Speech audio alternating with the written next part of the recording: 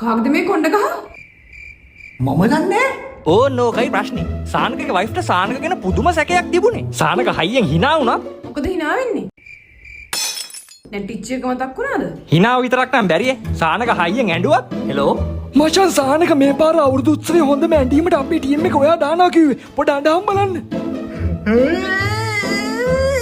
මොකද නැන්නේ? නැට්ටිචි දාලා ගියාද? සානක අඩුවෙන් කාපු දවසට මොකෝ කෑම ගිලෙන්නේ නැද්ද?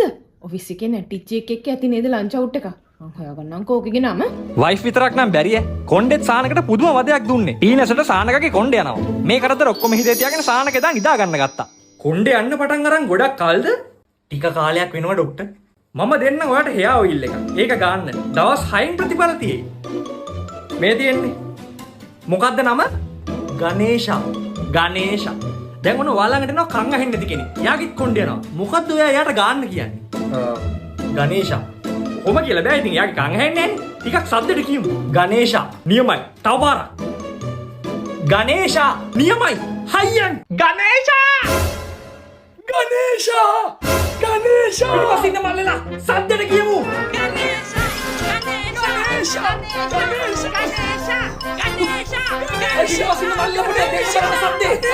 ගණේෂා! ගණේෂා! අයියෙන් තව පාරක්. ගණේෂා! ගණේෂා! අයියෙන් කියමු හැමෝම. ගණේෂා! නැට්ටිචිගේ නම ගණේෂනේ. Vagabundo.